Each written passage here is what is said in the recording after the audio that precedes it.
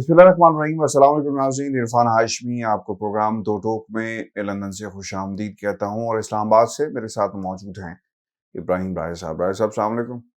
वालेकुम अस्सलाम। राय साहब, दो खबरों पर तफसील से बात करेंगे। पहली खबर, इमरान खान साहब ने आर्मी चीफ के मुतल्लिक एक नया और हैरान कुन वाक़या सुनाया है। ये वाक़या क्या है, इसकी तफसील प्रोग्राम में शामिल करेंगे। और फिर एक करिश्माती और जादुई छड़ी के बारे में भी एक इंकशाफ हुआ है। ये किसके हाथ में थी और इससे क्या क्या काम लिए गए, इसका किस्सा भी सुनाएंगे आज के इस प्रोग्राम में। राय साहब, खान साहब लॉन्ग मार्च की ऐसा ऐसा तैयारी भी कर रहे हैं और दूसरी तरफ ज़िमनी इंतखाबात का भी सिलसिला और उसकी तैयारी भी जो है वो बहुत तेज़ी के साथ खान साहब आगे बढ़ रहे हैं और जहां भी जा रहे हैं लोगों के सामने पाकिस्तान तहरीक इंसाफ का पैगाम रख रहे हैं, अपनी हुकूमत किस तरह गिराई गई उसके बारे में बता रहे हैं। और दूसरी तरफ ये जो NRO 2 आ रहा है इसके हवाले से भी बताया जा रहा है। और फिर रजीम चेंज, खान साहब ने कुछ बातें कही हैं। मैं ये चाहूंगा कि पहले वन बाय वन सारी मैं आपके सामने रख दूं और फिर इससे मुतल्लिका सवाल भी आपके सामने रखें। खान साहब ये कहते हैं कि दुश्मनी की जा रही है पाकिस्तान के साथ, रजीम चेंज करने वालों को कभी हम माफ नहीं करेंगे, इनसे हिसाब लिया जाएगा।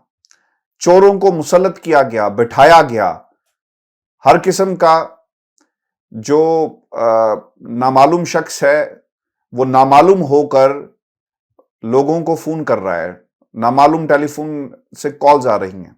और फिर उन्होंने ये भी कहा कि मरियम और शहबाज शरीफ के जो केसेस थे किस तरह टेम्पर किए गए और किस तरह लोगों को इस केस से निकाला गया। अच्छा, खान साहब ने क्या बातें कही हैं? वो ये कहते हैं कि हुक्मरान नैब FIA के सरबराहों को चोरी रोकने के लिए नहीं बल्कि चोरी से बचाने के लिए रखते हैं। शहबाज शरीफ, हमजा शहबाज केस के 4 गवाह मर चुके।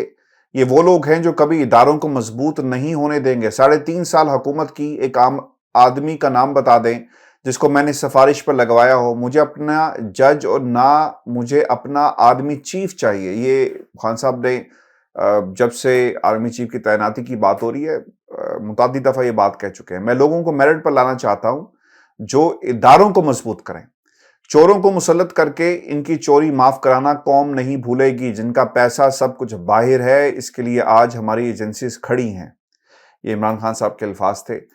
और फिर उन्होंने ये भी कहा कि इतवार वाले दिन ज़िमनी इलेक्शन है, उम्मीद है शरकपुर के लोग दोबारा हमें जितवाएंगे और ये इलेक्शन पाकिस्तान की हकीकी आज़ादी की जंग का हिस्सा है।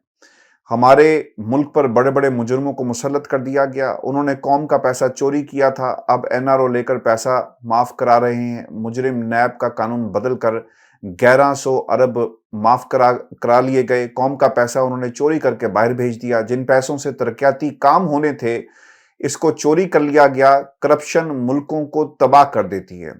राज साहब, और भी बड़ी बातें उन्होंने कही हैं कि 26 साल से करप्शन के खिलाफ जहाद कर रहे हैं। 30 साल से दो खानदान मुल्क पर चोरी कर रहे हैं। ये बाहर बैठकर NRO लेते हैं। पहले परवेज मुशर्रफ से NRO लिया गया और आज फिर मुल्क को लूटा जा रहा है। मुशर्रफ के NRO के बाद 6000 अरब से पाकिस्तान का कर्जा 30,000 अरब तक जा पहुंचा। कर्जों की किस्तें कौम अपने खून से अदा करती है। हमारे दौर में आधा पैसा इनके लिए हुए कर्जों की किस्तों में चला गया। ये पैसा चोरी करने के लिए इदारे भी तबाह करते हैं। अब उन्होंने नैब के ऊपर अपना बंदा बैठा दिया है और ये जो कंटिन्यूटी है ना, जिसके मुताबिक इनको इंसाफ मिल रहा है, जिसके बारे में मरियम कहती हैं कि तराजू सीधा कब होगा, तो आज तराजू राय साहब सीधा भी हुआ है। इंसाफ का निजाम साइकिल भैंस चोर को पकड़ सकता है। माजी में उन्होंने ईमानदार चीफ जस्टिस सज्जाद अली शाह को डंडों से भगाया था। ये माजी में टेलीफोन करके जजेस से फैसले लेते थे। ये अपनी चोरी को बचाने के लिए निजाम को तबाह करते हैं। इस तरह कौमें तबाह होती हैं। सिलेक्शन मेरिट पर नहीं बल्कि चोरी बचाने वाले की सिलेक्शन करते हैं। अच्छा, फिर ये भी उन्होंने कहा कि IG को लाहौर सेफ सिटी केस में सजा होना थी, इसी शख्स को इस्लामाबाद का IG लगा दिया। ये नैब FIA के हेड को चोरी रोकने के लिए नहीं, चोरी से बचाने के लिए रखते हैं। शहबाज शरीफ, हमजा शहबाज केस के 4 गवाह मर चुके। क्या हुआ? चारों गवाहान को हार्ट अटैक हो गया। FIA का तफ्तीशी अफसर डॉक्टर रिजवान को भी हार्ट अटैक हुआ। शहबाज शरीफ, उनके बेटों को चोरी पर पानी फिर गया। ये वो लोग हैं जो कभी भी अदारों को मजबूत नहीं होने देंगे। ये हर वो आदमी को ऊपर लाएंगे जो उनकी मदद करेगा। 3.5 साल हुकूमत کی ایک آدمی کا نام بتائیں جسے سفارش پر لگایا ہو. پھر راجہ صاحب پاناما کے انکشاف کے بعد حسین نواز نے جو لندن فلیٹس کے حوالے سے باتیں کی اس کا بھی خان صاحب نے جو ہے وہ ذکر کیا. پھر ڈونلڈ لو کے حوالے سے جو مراسل آیا اس کا بھی ذکر کیا. اور پھر خان صاحب یہ بھی کہتے ہیں کہ ٹیپ میں کہہ رہا ہوں، یعنی جو آڈیو لیکس ہوئی ہیں نا اس کے حوالے سے، کہ مراسلے کی تفتیش کی جائے. کیا ڈونلڈ لو نے ہمارے سفیر کو نہیں کہا تھا کہ عمران خان کو عدم اعتماد سے ہٹاؤ؟ جب بھی سائفر پر تفتیش ہوگی تو قوم کے سامنے حقائق آ جائیں گے کہ اصل میں کیا ہوا. شہباز شریف اپنی آڈیو میں کہہ رہا ہے کہ 70 کروڑ کی مشینری بھارت سے درآمد کریں گے، اور شہباز شریف آڈیو میں کہتا ہے کہ مشینری درآمد کرنے کا طریقہ تلاش کریں. رائے صاحب یہ کچھ ہو رہا ہے اس ملک کے اندر، اور یہ وہ تمام باتیں ہیں جو قوم کو بتانا بار بار بہت ہی ضروری ہے. رائے صاحب آپ نے اگر دیکھا ہو کہ آج ایک پھر فیصلہ ہوا جس میں حمزہ اور ان کے والد محترم کو بڑی عزت کے ساتھ عدالت سے بری کر دیا گیا. اگر آپ اس خبر کو اور جو دلائل وہاں پر دیے گئے وہ پڑھیں تو وہ بڑے انٹرسٹنگ ہے. اس میں یہ کہا گیا تفتیشی افسر نے گواہوں کے بیانات کو توڑ مروڑ کر پیش کیا. وکیل نے موقف اپنایا کہ 161 کے بیانات میں، یعنی جو اسے آپ جو بیانات ہے اس میں کسی گواہ نے شہباز شریف اور حمزہ شہباز کا ذکر نہیں کیا، اور یہ دلائل تھے جو دیے گئے. راج صاحب یہاں پہ لوگوں کو اٹھا دیا جاتا ہے تو پھر گواہوں کو بٹھانا کون سا مسئلہ تھا؟ اور سب سے انٹرسٹنگ بات یہ ہے کہ ایف آئی اے کس کے انڈر آتی ہے اور ایف آئی اے اس وقت کون چلا رہا ہے؟ تو راج صاحب آپ کو اس ملک میں انصاف مبارک ہو، اور جس شہر میں آپ رہتے ہیں یہاں کے رہنے والوں کو جو انصاف کی اعلیٰ مثال قائم کی گئی ہے انصاف دے کر، میرا خیال ہے کہ ایسا ہی انصاف ہونا چاہیے. بلکہ اب تو جیلوں کے دروازے کھول دیں، لوگوں کو کرپشن جو ہے وہ عام کر دیں، اسکولوں میں پڑھایا جائے کہ کرپشن جو ہے وہ کرنا بہت ہی ضروری ہے، کرپشن ہوتی ہے جیسے حمزہ شہباز کہتے تھے. تو راج صاحب اب تو چوری کو عام کر دینا چاہیے، چوری کوئی بری بات تو نہیں ہے. ہاشمی صاحب، ایک تو آپ میرے شہر والوں کو مبارکباد نہ دیں، اسلام آباد والوں کو مبارکباد نہ دیں. یہ پنڈی والوں کو دیں. اسلام آباد کے ساتھ جو شہر ہے ہمارا جڑواں شہر راولپنڈی، یہ مبارکبادیں بھجوائیں وہاں پر، تو ہم اسلام آباد والوں کو معافی رکھیں آپ. اچھا اب ہاشمی صاحب، جو ایک واقعہ army chief general Qamar Javed Bajwa اور شہباز شریف کے متعلق عمران خان صاحب نے سنایا، جس کو میڈیا نے ڈاؤن پلے کیا ہے، وہ بھی بڑا اہم ہے.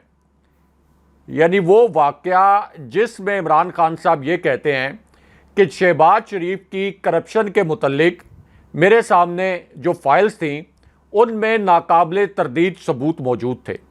جو تحقیقاتی ادارے تھے وہ یہ کہتے تھے کہ شہباز شریف کا کرپشن کے ان کیسز میں بچنا ناممکن ہے، اور میں نے ہر ممکن کوشش کی کہ شہباز شریف کا کیس کرپشن والا یہ منطقی انجام تک پہنچ جائے، لیکن شہباز شریف پر پروٹیکشن والا کوئی ہینڈ تھا. اب کس کا ہاتھ ہو سکتا ہے شہباز شریف پر؟ آصف علی زرداری میں تو اتنا دم خم نہیں تھا کہ وہ شہباز شریف کو اس وقت بچا رہے ہوتے.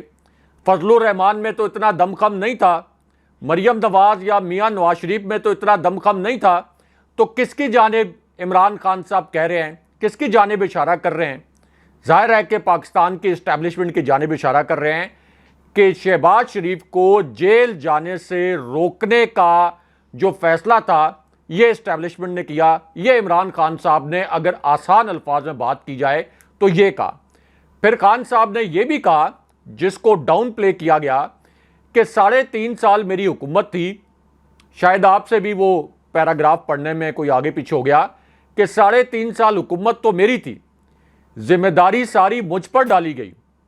یعنی جو بھی حکومت کی، کسی بھی حکومت کے لیے مشکل وقت ہوتا ہے، چیلنج ہوتا ہے، یا حکومت کی کوئی ناکامی ہوتی ہے کسی بھی حکومت کی، تو اس حوالے سے ذمہ داری میرے اوپر تھی، لیکن حکمرانی کسی اور کی تھی. اختیارات میرے پاس نہیں تھے، اختیارات کسی اور کے پاس تھے. تو یہ اختیارات کس کے پاس ہو سکتے تھے؟ اگین شہباز شریف یا پی ڈی ایم کے پاس تو نہیں ہو سکتے تھے. اس کا مطلب ہے کہ خان صاحب یہ کہہ رہے ہیں کہ نام نہاد حکمرانی میرے پاس تھی، ذمہ داری میرے پاس تھی، اختیارات کسی اور کے پاس تھے. حالانکہ ہوتا یہ ہے، پوری دنیا کا اصول یہ ہے کہ اگر آپ پر ذمہ داری ڈالی جاتی ہے تو پھر آپ کو اختیارات بھی دیے جاتے ہیں. یہ نہیں ہو سکتا کہ اختیار آپ کے پاس ہو نہ ہو لیکن ساری ذمہ داری آپ پر ڈال دی جائے. پھر خان صاحب کہتے ہیں کہ ہم نے بڑے بڑے ٹیکس ڈیفالٹرز کے اوپر جب ہاتھ ڈالا, ان کو پکڑا جو ٹیکس فراڈ کر رہے تھے, تو ہم حیران ہوتے تھے کہ ان کو ریلیف کیسے مل جاتا ہے. تو پتہ یہ چلا خان صاحب نے جو کہا اور خان صاحب کے بقول کہ یہ پھر کہیں اور چلے جاتے تھے, کہیں اور چلے جاتے تھے اور وہاں سے کوئی اور حکم آ جاتا تھا. تو اس طرح سے یہ ٹیکس فراڈ کے جو مجرم تھے اور ٹیکس ڈیفالٹر جو تھے یہ بھی ریلیف لیتے رہے. تو خان صاحب نے یہ الفاظ بھی بولے کہ 3.5 سال کی جو میری حکومت تھی اس میں اگر میرے پاس آدھی بھی طاقت ہوتی, جو کہ ظاہر ہے کہ پرائم منسٹر کے طور پر عمران خان صاحب کا حق تھا, اگر آدھے اختیارات بھی عمران خان صاحب کے پاس ہوتے تو خان صاحب نے کہا کہ میں شیر شاہ سوری کا مقابلہ کر لیتا. تو اس کا مطلب یہ ہے کہ خان صاحب کے اور اسٹیبلشمنٹ کے تعلقات کے متعلق جو ہم خبریں دیتے رہے وہ آج عمران خان صاحب ظاہر ہے کہ لوگوں کو بتانے پر مجبور ہو گئے ہیں.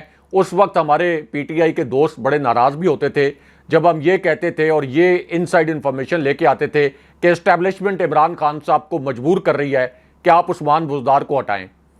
کئی مرتبہ ہم نے اپنے وی لاگز میں بتایا تو پی ٹی آئی کے دوست اس وقت ناراض ہو جاتے تھے.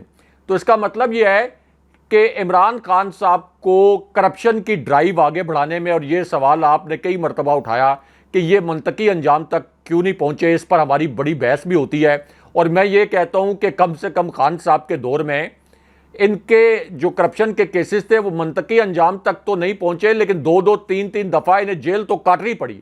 پاکستان کے اندر تو یہ بھی کوئی تصور نہیں کر سکتا تھا کہ یہ کرپشن کے کیسز میں جیلیں کاٹ سکتے ہیں اور جیل جا سکتے ہیں. تو اتنا تو کریڈٹ ظاہر ہے کہ عمران خان صاحب کا تھا. اب جہاں تک عمران خان صاحب کا بس چلتا تھا عمران خان صاحب نے ان کیسز کو آگے بڑھایا. لیکن فون ٹیپنگ کے متعلق یہ عمران خان صاحب کا بڑا حساس نقطہ تھا, کیونکہ خان صاحب یہ کہتے ہیں کہ جو بھی میرے سپورٹرز ہیں, جو میرے ساتھ اس وقت پی ٹی آئی کے اندر لوگ کھڑے ہیں, انہیں ٹیلی فون کالز آ رہی ہیں نامعلوم نمبر سے اور نامعلوم افراد کی جانب سے. اور خان صاحب کی اگر آپ ٹون دیکھیں اور باڈی لینگویج دیکھیں تو اس سے صاف ظاہر یہ ہوتا ہے کہ خان صاحب پاکستان کی جو طاقتور ایجنسیاں ہیں جن کا تعلق ملٹری سے ہے, خان صاحب ان کی جانب اشارہ کر رہے ہیں. اور خان صاحب یہ بتا رہے ہیں کہ ایک تو میری حکومت سازش کے ذریعے گرا دی گئی, لیکن اس کے بعد جب یہ دیکھا گیا کہ عمران خان کے ساتھ تو پورا ملک کھڑا ہو گیا ہے. عمران خان نے تو پنجاب کا ضمنی الیکشن باوجود اس کے کہ election commission P D M کے ساتھ نون لیگ کے ساتھ ملا ہوا تھا, مسٹر ایکس اور mister Y P D M اور نون لیگ کے ساتھ ملے ہوئے تھے, اس کے باوجود پی ٹی آئی نے اور عمران خان صاحب نے پنجاب الیکشن کلین سویپ کر لیا. تو خان صاحب یہ کہتے ہیں کہ اب ایک پہلی سازش دوسری سازش کے بعد اب چونکہ پتہ چل گیا ہے کہ لوگ عمران خان کے ساتھ کھڑے ہیں, لوگ ڈر نہیں رہے, لوگ خوفزدہ نہیں ہو رہے, تو اب ایک نیا سلسلہ شروع کیا گیا ہے کہ کسی طریقے سے عمران خان کے ساتھ جو لوگ کمیٹڈ ہو کر کھڑے ہیں ان کو عمران خان سے الگ کیا جائے. تو خان صاحب بار بار یہ بھی کہتے ہیں کہ اگر ایجنسیوں سے یہ کام کروایا جائے گا, یعنی اس کا فائدہ کس کو ہوگا؟ اس کا فائدہ ظاہر ہے ہماری فوج کو تو نہیں ہو سکتا, اس کا فائدہ ہماری ایجنسیز کو تو نہیں ہو سکتا, اس کا فائدہ ہوگا شریف خاندان کو جس کو عدالت نے سیسیلین مافیا قرار دیا تھا.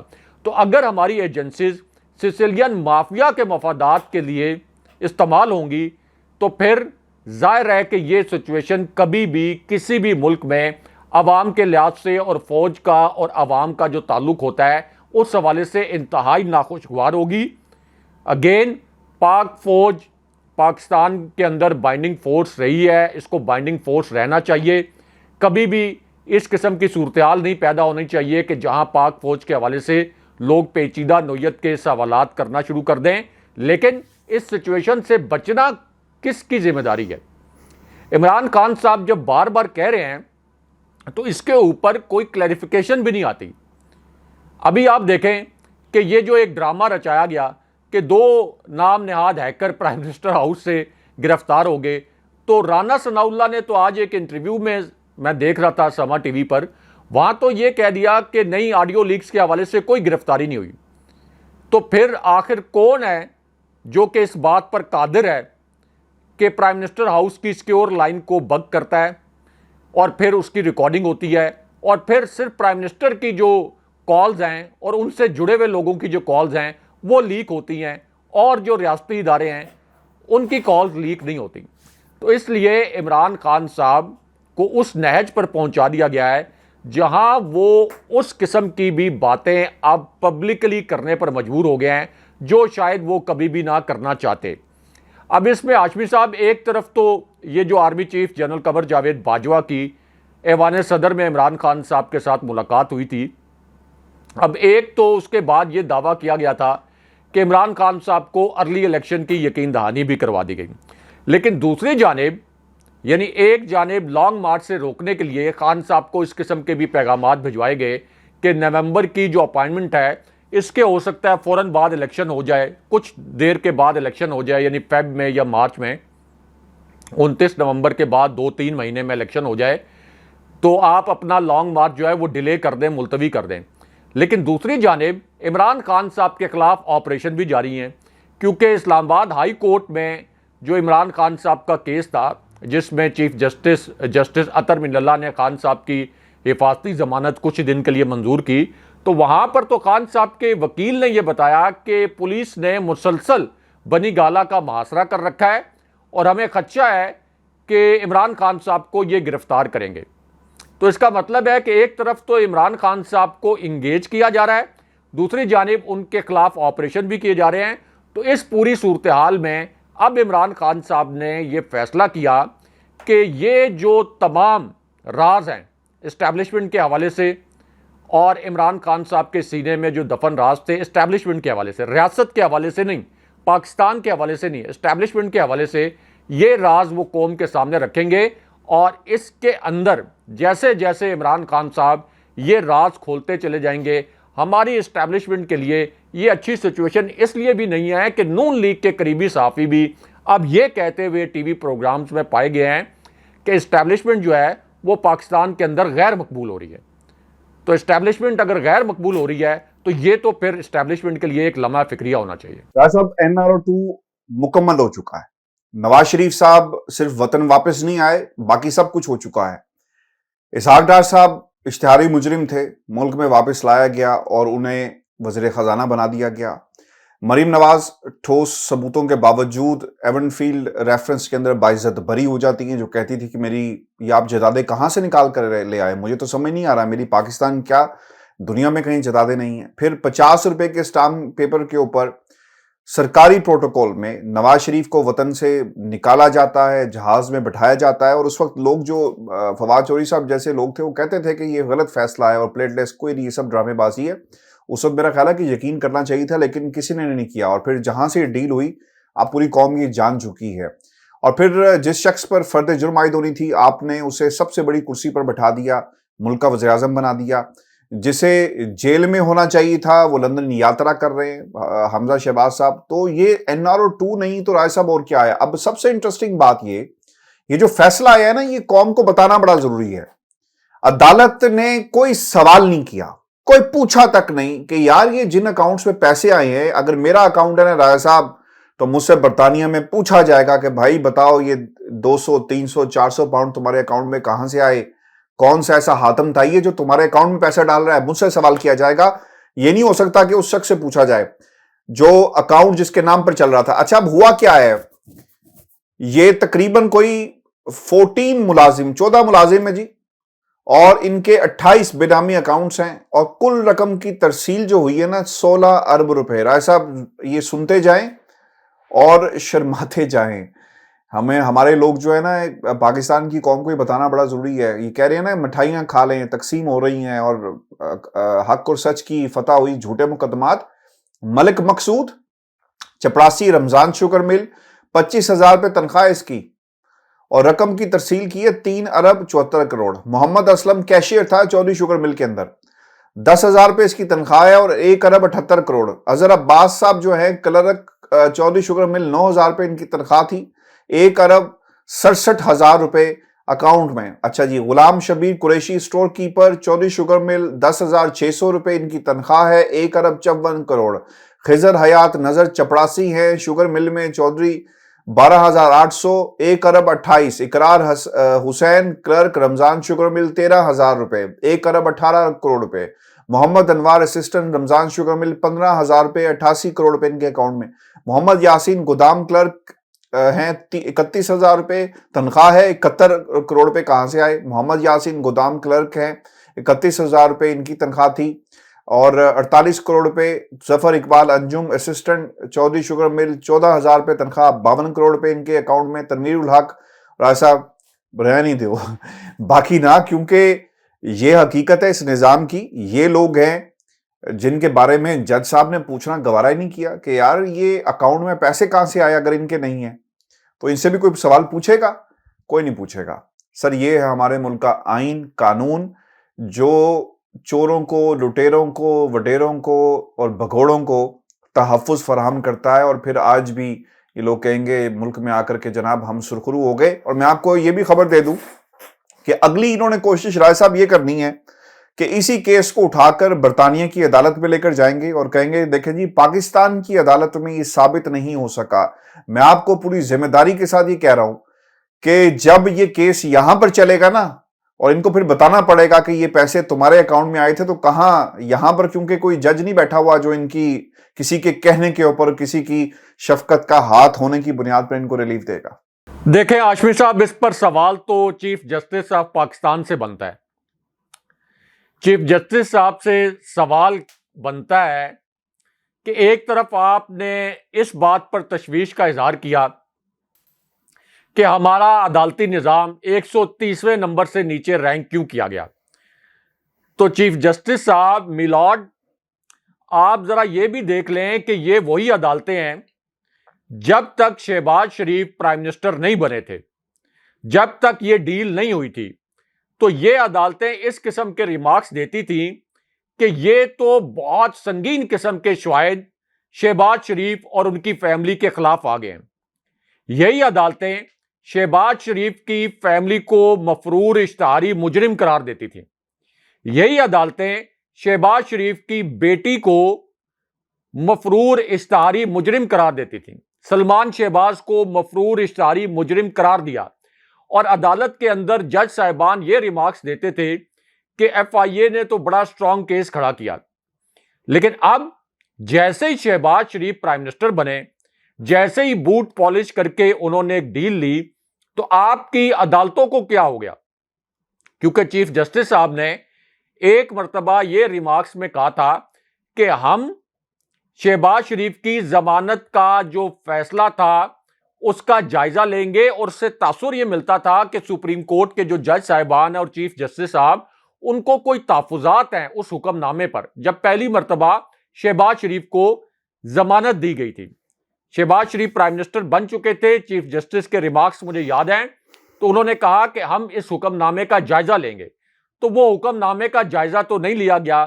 चीफ जस्टिस साहब ने कहा था कि शहबाज शरीफ के जो केसेस हैं उनका रिकॉर्ड, पूरा डॉक्यूमेंटेड रिकॉर्ड सुप्रीम कोर्ट में सबमिट करवाया जाए, क्योंकि उस वक्त इस तरह की खबरें छपी थी, इस तरह की खबरें आई थी कि ये रिकॉर्ड टेम्पर्ड किया जा रहा है। लेकिन अब वो रिकॉर्ड सुप्रीम कोर्ट में सबमिट होने के बावजूद, और जो चीफ जस्टिस साहब ने कहा था कि हम जायजा लेंगे जमानत के हुक्मनामे का, वो जब जायजा भी नहीं लिया गया, तो ये जो फिर मातहत अदालतें हैं, आपको पता है कि शरीफ खानदान का इनके ऊपर कितना असर रसूख है।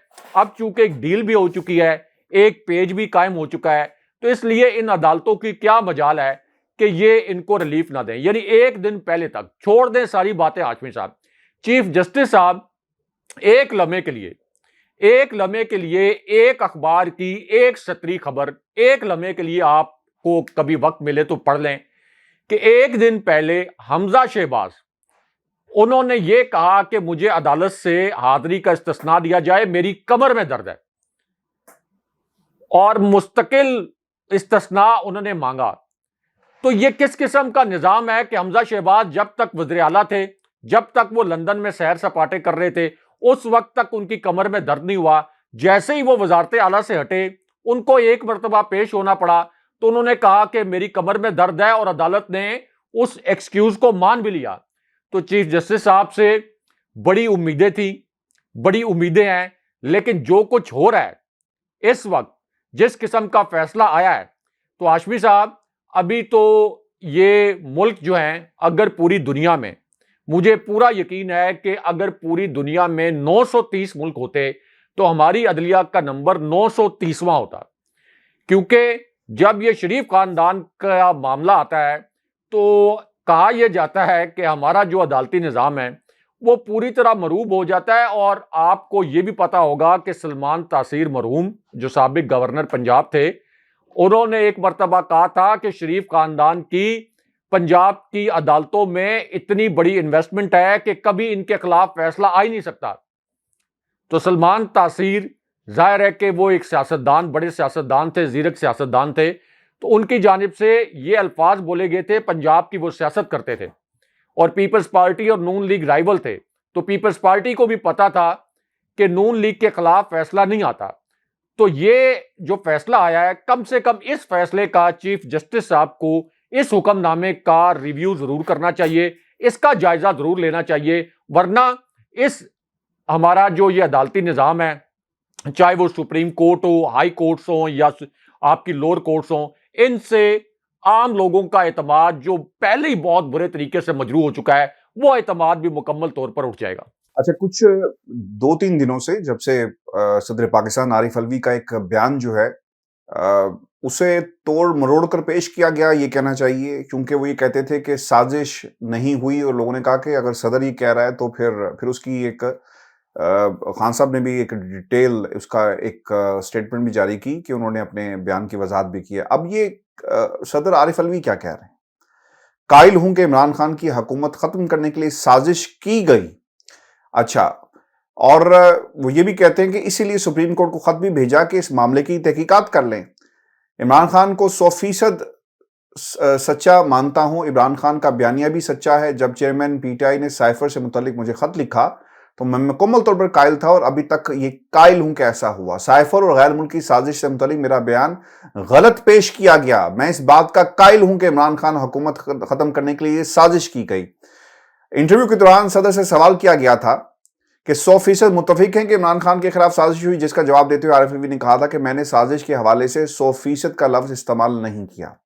اچھا، اب وہ یہ بھی کہتے ہیں کہ دائیں بازو کا حامی ہوں، میرے کچھ تعصبات ہیں، میں چھوٹا آدمی ہوں، بڑی جگہ پر آ گیا ہوں، یہاں ہونا نہیں تھا۔